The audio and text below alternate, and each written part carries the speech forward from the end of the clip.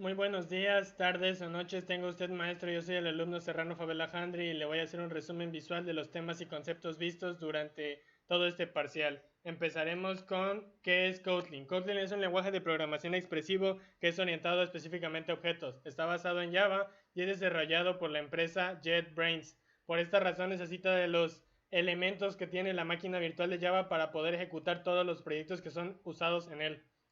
Sirve para los sistemas operativos de Android, iOS, web y de plataforma. Por lo tanto, podemos tener varios submódulos o módulos programados en Java y Kotlin y sin ningún problema saber que se van a poder interrelacionar de manera clara y fácil en algún momento dado necesitado. Kotlin es un lenguaje gratuito. Es desarrollado desde febrero del 2012 bajo la licencia de Apache y su última versión es la llamada 1.4 y fue publicada el mes de agosto del año pasado. Y como se puede dar cuenta uno en la web misma de Kotlin. Tenemos un poco de historia de Kotlin, que fue creada en 2010 por JetBrains, la empresa que se hizo famosa por el IDE IntelliJ, aunque este lenguaje se puede correr en varios IDEs, como por ejemplo el Eclipse. Inicialmente solamente fue creado para aplicaciones de escritorio, pero ahora mismo tuvo un mayor auge y mucho apoyo por parte de Google para competirse en uno de los multiplataformas más potentes de hoy en día. Además, ya es el lenguaje oficial de Android declarado por Google.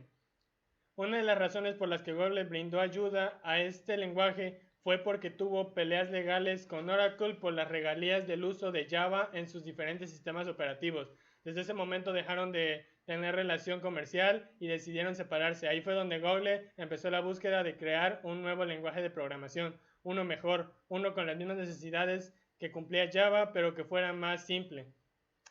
Vio muchas alternativas y vio muchas opciones hasta que por fin convenció a la de esta empresa llamada JetBrains, que fue el Kotlin, y hasta el día de hoy es nombrada el lenguaje principal para crear aplicaciones en Android. El origen del nombre de este lenguaje de programación proviene de una isla rusa situada a 30 kilómetros del oeste de San Petersburgo, donde JetBrains tiene sus oficinas, siendo Andrei Breslav el líder del equipo de lenguaje informático que lo creó, el que le dio el nombre a este lenguaje. Pasamos un poco a las características. La 1, el Kotlin nos permite escribir menos código. Tenemos varias opciones, varios atajos, varios apoyos mediante clases, mediante objetos, mediante métodos, con los que nosotros podemos tener varias ayudas para escribir menos código, pero siendo más efectivos y teniendo un programa mucho más claro y más conciso. También lo que nos da Kotlin es que resuelve desafíos encontrados por los programadores. Es decir, que en el mismo ID nos da opciones para ayudarnos con algún tipo de opción que nosotros estamos eligiendo. Nos describe nuevamente qué hace o mismo nos puede mandar a un manual técnico específico para explicar completamente todo lo que tenemos con tanto las APIs en el software que nosotros estamos utilizando. Y la más importante, que Kotlin es compatible totalmente con Java, ya que los desarrolladores de Kotlin también tienen acceso a los frameworks y librerías que están en Java, haciendo un código mucho más claro y conciso, ya sea en Java, en Kotlin o en ambos. Empezamos con la sintaxis. Tenemos las variables y constantes. Val se utiliza para declarar una constante, var para una variable, y se tiene que especificar el tipo de dato que sea, pero no es obligatorio. En el primer ejemplo vemos que se especifica, en el segundo ejemplo no se especifica, y en ambos los va a compilar de la misma manera. La diferencia es que la variable va a cambiar en el transcurso del código, la constante se va a quedar estática y con el mismo número, nombre o palabra que tenga siempre. Una de las opciones o apoyos que te dan es que te invitan a declarar qué tipo de dato e inicializar tu variable o tu constante desde un inicio que se escribe. Pasamos con las sentencias selectivas. Tenemos el if, que es una estructura que se puede decidir si un determinado código se ejecutará dependiendo de si cumple una o varias condiciones, como son las sentencias selectivas. Nos permite dar algunas condiciones, instrucciones o opciones que se deben cumplir para nosotros seguir. Tenemos después el if else. Es lo mismo que el if, solamente agregándole una opción más de que si no se cumple esa opción inicial en esa condición que tú escribiste, te va a dar otro resultado ya que no se cumplió. Tenemos el if else if, que es la estructura que utilizaremos cuando queramos hacer distinciones cuando no se cumple la condición principal. Podemos añadir tantos else if como queramos y opcionalmente también podemos añadir un else al final para que se ejecute en caso de que no se cumpla ninguna condición que hayamos escrito. Y por último tenemos el when, que no tiene ni utiliza valores fijos, sino que se pueden utilizar rangos y también permite validar la condición contra algunas funciones que nosotros hayamos definido antes. Se puede utilizar varias sentencias selectivas dentro del mismo when. Pasamos a las sentencias cíclicas, que son las que nos van a estar iterando muchas veces hasta un bucle, las veces que nosotros deseemos. El bucle for es el que se utiliza habitualmente mucho en Java, pero en Kotlin poco. Aquí tenemos que una variable va a iterar varias veces sobre un rango, ya sea una lista, un array o un map, las veces que nosotros deseemos. Y va a ir cambiando el valor que nosotros le pongamos para irlo dando como resultado. Tenemos el while, que se ejecuta en un bloque de código determinado hasta que se cumpla la condición. Cuando usamos este tipo de bucles hay que tener cuidado para que no sean bucles infinitos. Para eso también podemos usar if else o ifs dentro del mismo para que sea más dinámico. Y por último tenemos el bucle do while, que es parecido al while, pero con la diferencia de que en este te va a permitir entrar al ciclo y al final te va a decir si tú puedes continuar o no puedes continuar. Al final te decide la condición. Vas a entrar, pero no sabes si puedes terminar. Tenemos la activity, lo que son en Android Studio. Una activity es la pantalla de nuestra aplicación.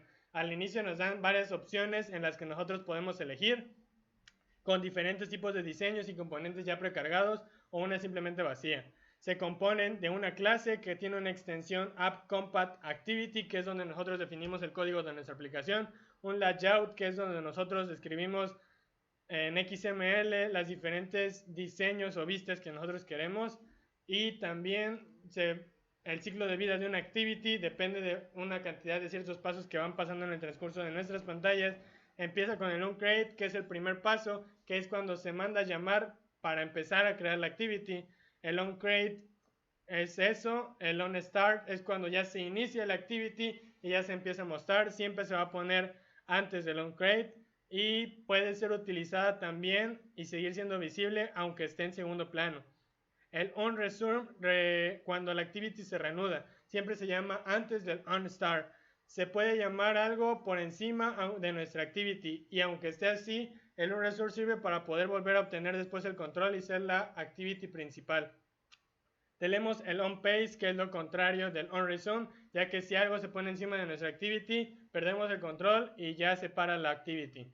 El onStop, que es lo contrario del onStart, que es muy parecido. Si pasamos a segundo plano, ya no podemos retomar conexión y se detiene nuestra activity. Y el onDestroy, que es lo opuesto al onCreate, que es cuando la activity totalmente se destruye y ya termina nuestra aplicación. Por el otro lado tenemos la interfaz de diseño, el IU, que comprende de varios widgets y componentes que tenemos en ella.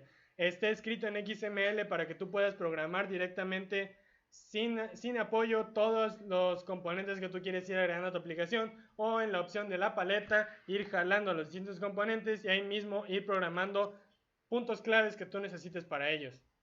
Algunos de los componentes que nosotros hemos estado utilizando son como el component tree, que es lo principal en donde nosotros ponemos todos nuestros diseños, el control layout, que nos ayuda a jerarquizar la vista en los diferentes componentes que nosotros vamos metiendo, y se pueden ir poniendo muchos. El text view, que es la que nos ayuda a poner algún texto que no puede ser cambiado en nuestra parte de la ejecución del proyecto. El edit text, que es lo contrario, que sí se puede modificar aunque se esté corriendo el proyecto. Para eso nos sirve un botón que va a tener un texto y un icono, que es para que cuando se le dé un toque haga algo, guarde, borre, elimine o mande a llamar a otra activity. También tenemos el scroll, que nos ayuda a viajar alrededor de nuestra aplicación, ya sea hacia arriba, hacia abajo o hacia los lados. Tenemos radio buttons, que son opciones. Tenemos los radio groups, que es para evitar que se opcionen más de un radio button. Y tenemos también los spinners, que son combos en donde tenemos varias opciones desplegables y que solo vamos a poder escoger una. Bueno, de mi parte es todo y muchas gracias por su atención.